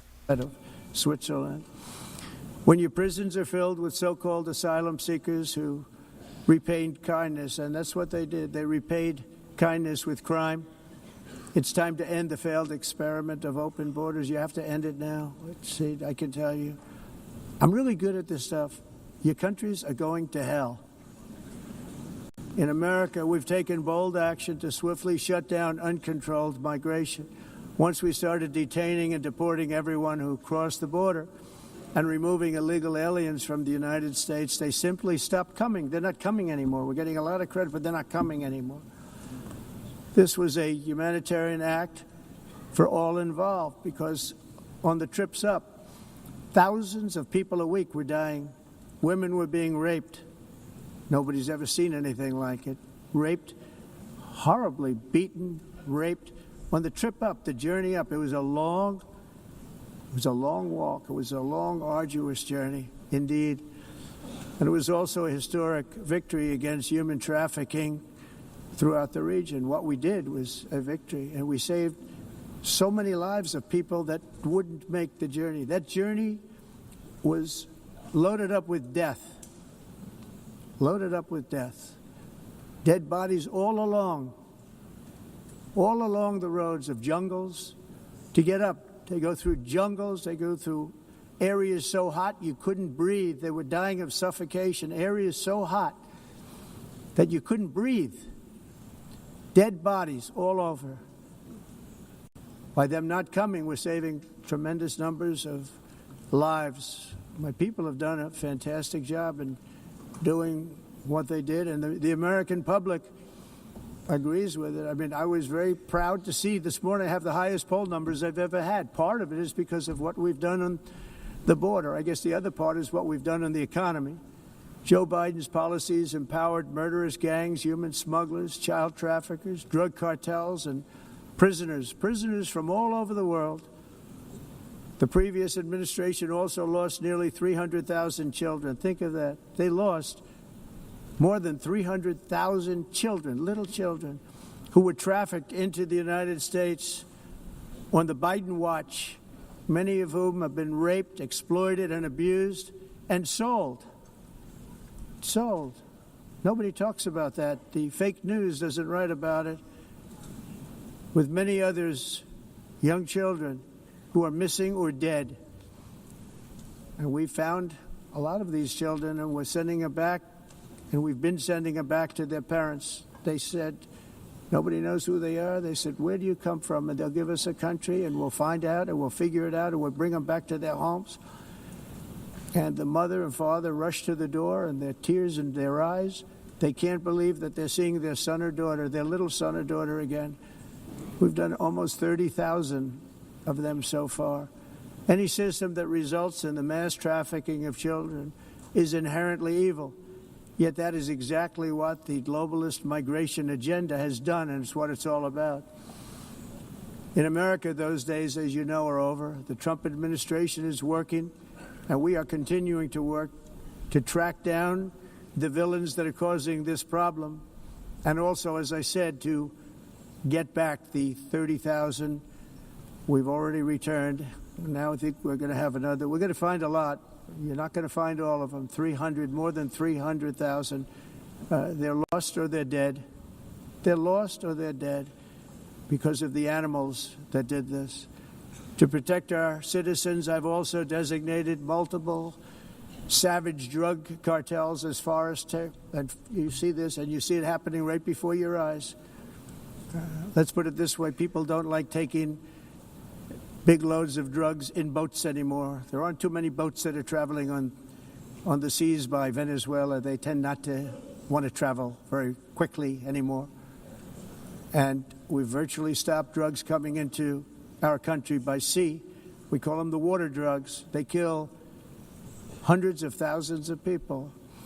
I've also designated multiple savage drug cartels as far as foreign terrorist organizations, along with two bloodthirsty transnational gangs, probably the worst gangs anywhere in the world, MS-13 and Tren de Aragua. Tren de Aragua is from Venezuela, by the way. Such organizations torture, maim, mutilate, and murder with impunity. They're the enemies of all humanity. For this reason, we've recently begun using the supreme power of the United States military to destroy Venezuelan terrorists and trafficking networks led by Nicolas Maduro. To every terrorist thug smuggling poisonous drugs into the United States of America, please be warned that we will blow you out of existence. That's what we're doing. We have no choice. Can't let it happen. They're destroying. I believe we lost 300,000 people last year to drugs, 300,000. Fentanyl and other drugs. Each boat that we sink carries drugs that would kill more than 25,000 Americans. We will not let that happen. Energy is another area where the United States is now thriving like never before. We're getting rid of the falsely named renewables. By the way, they're a joke. They don't work. They're too expensive. They're not strong enough to fire up the plants that you need to make your country great. The wind doesn't blow. Those big windmills are so pathetic and so bad, so expensive to operate. Then they have to be rebuilt all the time, and they start to rust and rot. Most expensive energy ever conceived, and it's actually energy. You're supposed to make money with energy, not lose money. You lose money, the governments have to subsidize. You can't put them out without massive subsidies. And most of them are built in China, and I give China a lot of credit. They build them, but they have very few wind farms. So why is it that they build them and they send them all over the world, but they barely use them? You know what they use? Coal. They use gas. They use almost anything, but they don't like wind. But they sure as hell like selling the windmills. Europe, on the other hand, has a long way to go, with many countries being on the brink of destruction because of the green energy agenda. And I give a lot of credit to Germany. Germany was being led down a very sick path, both on immigration, by the way, and on energy. They were going green, and they were going bankrupt. And the new leadership came in, and they went back to where they were with fossil fuel and with nuclear, which is good. It's now safe, and you can do it properly. But they went back to where they were, and they opened up a lot of different plants, energy-producing plants, and they're doing well. I give Germany a lot of credit for that. They've said this is a disaster, what's happening. They were going all green. All green is all bankrupt. That's what it represents. And it's not politically correct. I'll be very badly criticized for saying it, but I'm here to tell the truth. I don't care. It doesn't matter to me. I'm in New York City. I'm feeling a lot safer. Crime, we're getting crime down. And by the way, speaking of crime, Washington, D.C. Washington, D.C. was the crime capital of America. Now it's after 12 days, it's a totally safe city. Everyone's going out to dinner. They're going out to restaurants. Your wife can walk down the middle of the street with or without you. Nothing's going to happen. My people have done a fantastic job. And yes, I called in the National Guard, and the National Guard took care of business. And they weren't politically correct, but they took care of business. We got 1,700 career criminals out, brought them back to where they came from, the countries where they came from, or put them in jails. Washington, D.C. is now a totally safe city again, and I welcome you to come. In fact, we'll have dinner together at a local restaurant, and we'll be able to walk. We don't have to go by an armor-plated vehicle. We'll walk right over there from the White House. They've given up their powerful edge, a lot of the countries that we're talking about, in oil and gas, such as essentially closing the great North Sea oil. Oh, the North Sea, I know it so well. Aberdeen was the oil capital of Europe, and there's tremendous oil that hasn't been found in the North Sea. Tremendous oil. And I was with the Prime Minister I respect and like a lot, and I said, you're sitting with the greatest asset. They essentially closed it by making it so highly taxed that no developer, no oil company can go there. They have tremendous oil left, And more importantly, they have tremendous oil that hasn't even been found yet. And what a tremendous asset for the United Kingdom. And I hope the Prime Minister is listening, because I told it to him 3 days in a row. That's all he heard. North Sea oil, North Sea, because I want to see them do well. I want to stop seeing them ruining that beautiful Scottish and English countryside with windmills and massive solar panels that go 7 miles by 7 miles, taking away farmland. But we're not letting this happen in America. In 1982, the executive director of the United Nations Environmental Program predicted that by the year 2000, climate change would cause a global catastrophe. He said that it will be irreversible, as any nuclear holocaust would be. This is what they said at the United Nations. What happened? Here we are. Another UN official stated in 1989 that within a decade, entire nations could be wiped off the map by global warming. Not happening. You know, it used to be global cooling. If you look back years ago in the 1920s and the 1930s, they said, global cooling will kill the world. We have to do something. Then they said global warming will kill the world. But then it started getting cooler, so now they could just call it climate change, because that way they can't miss. It's climate change. Because if it goes higher or lower, whatever the hell happens, there's climate change. It's the greatest con job ever perpetrated on the world, in my opinion. Climate change, no matter what happens, you're involved in that. No more global warming, no more global cooling. All of these predictions made by the United Nations and many others, often for bad reasons, were wrong. They were made by stupid people that have cost their countries fortunes and given those same countries no chance for success. If you don't get away from this green scam, your country is going to fail. And I'm really good at predicting things, you know. They actually said during the campaign they had a hat, the best-selling hat. Trump was right about everything. And I don't say that in a braggadocious way, but it's true. I've been right about everything. And I'm telling you that if you don't get away from the green energy scam, your country is going to fail. And if you don't stop people that you've never seen before, that you have nothing in common with, your country is going to fail. I'm the President of the United States, but I worry about Europe. I love Europe. I love the people of Europe. And I hate to see it being devastated by energy and immigration. This double-tailed monster destroys everything in its wake, and they cannot let that happen any longer. You're doing it because you want to be nice. You want to be politically correct, and you're destroying your heritage. They must take control strongly and immediately of the unmitigated immigration disaster and the fake energy catastrophe before it's too late. The carbon footprint is a hoax made up by people with evil intentions, and they're heading down a path of total destruction. You know, the carbon footprint was a big, big thing a few years ago. I remember hearing about the carbon footprint, and then President Obama would get into Air Force One, a massive Boeing 747, and not a new one, an old one with old engines that spew everything into the atmosphere. He'd talk about the carbon footprint, we must do so. Then he'd get in and he'd fly from Washington to Hawaii to play a round of golf.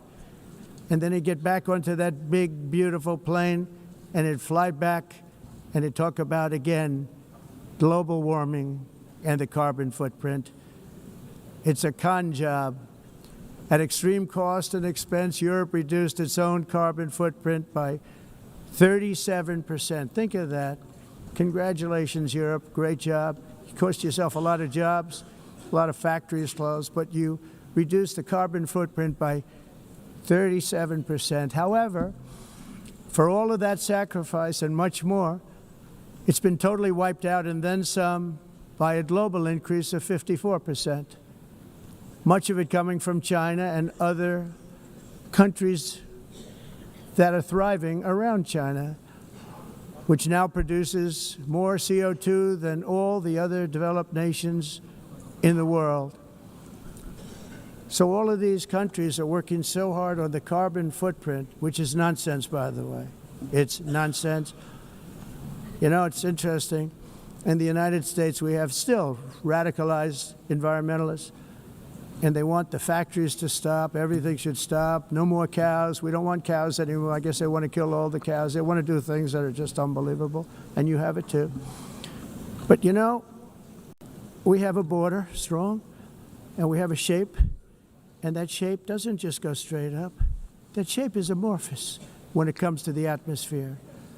And if we had the most clean air, and I think we do, we have very clean air. We have the cleanest air we've had in many, many years. But the problem is that other countries, like China, which has air that's a little bit rough, it blows. And no matter what you're doing down here, the air up here tends to get very dirty because it comes in from other countries where their air isn't so clean. And the environmentalists refuse to acknowledge that. Same thing with garbage. In Asia, they dump much of their garbage right into the ocean. And over about a 1 week and 2 week journey, it flows right past Los Angeles. You've seen it. Massive amounts of garbage, almost too much to do anything about, flowing past Los Angeles, past San Francisco. And then somebody will get in trouble because he dropped a cigarette on the beach. The whole thing is crazy. The primary effect of these brutal green energy policies has not been to help the environment, but to redistribute manufacturing and industrial activity from developed countries that follow the insane rules that are put down to polluting countries that break the rules and are making a fortune. They're making a fortune. European electricity bills are now 4 to 5 times more expensive than those in China, and 2 to 3 times higher than the United States. And our bills are coming way down. You probably see that our gasoline prices are way down. You know, we have an expression, drill. Nós reduzimos os custos de energia porque nós faremos como vamos fazer tudo isso, reduzir os custos de energia e os custos diminuíram. All right, it looks like one of the interpreters just kind of, the audio sort of leaked onto President Trump's. We are trying to work through that, maybe get another feed here, but continuing to listen in with President Trump addressing the General Assembly there at the United Nations, speaking on many, many topics when it comes to peace and security around the world. Okay, we've got the feedback up here on Live Impact News and WCNC+. All in the name of pretending to stop the global warming hoax. The entire globalist concept of asking successful industrialized nations to inflict pain on themselves and radically disrupt their entire societies must be rejected completely and totally, and it must be immediate. That's why in America I withdrew from the fake Paris Climate Accord, where, by the way, America was paying so much more than every country. Others weren't paying. China didn't have to pay until 2030. Russia was given an old standard that was easy to meet, a 1990 standard. But for the United States, we're supposed to pay like $1 trillion. And I said, this is another scam. The fact is, the United States has been taken advantage of by the world for many, many years, but not any longer, as you probably noticed. I unleashed massive energy production and scientists. All right, everyone, we are going to continue carrying President Trump's address to the United Nations here on WCNC+. So you can go ahead and stay with this channel on your app. We appreciate you watching. And Julie Kay will be back here in the Live Impact studio come 12:30. Have a great morning. Years ago, 15 years. So I have a little standing order in the White House. Never use the word coal, only use the words clean, beautiful coal. Sounds much better, doesn't it? But we stand ready to provide any country with abundant, affordable energy supplies if you need them, when most of you do. We're proudly exporting energy all over the world. We're now the largest exporter. In the United States, we want trade and robust commerce with all nations, everybody. We want to help nations. We're going to help nations. But it must also be fair and reciprocal. The challenge with trade is much the same with climate. The countries that followed the rules, all their factories have been plundered. It's really sad to watch. They've been broken. They've been broken by countries that broke the rules. That's why the United States is now applying tariffs to other countries, and much as these tariffs were for many years applied to us, uncontrollably applied to us. We've used tariffs as a defense mechanism under the Trump administration, including my first term, where hundreds of billions of dollars in tariffs were taken in. And by the way, we had the lowest inflation, and now we have very low inflation. The only thing different is that we have hundreds of billions of dollars flowing into our country. But this is how we will ensure that the system works for everyone and is sustainable into the future. We're also using tariffs to defend our sovereignty and security throughout the world, including against nations that have taken advantage of former U.S. administrations for decades, including the most corrupt, incompetent administration in history, the sleepy Joe Biden administration. Major tariffs in response to its unprecedented efforts to interfere in the rights and freedoms of our American citizens and others, with censorship, repression, weaponization, judicial corruption, and targeting of political critics in the United States. I have a little problem saying this because I must tell you, I was walking in and the leader of Brazil was walking out. We saw him, and I saw him, he saw me, and we embraced. And then I'm saying, can you believe I'm going to be saying this in just 2 minutes? But we actually agreed that we would meet next week. We didn't have much time to talk, like about 20 seconds. They were in retrospect, I'm glad I waited because this thing didn't work out too well. But we did talk.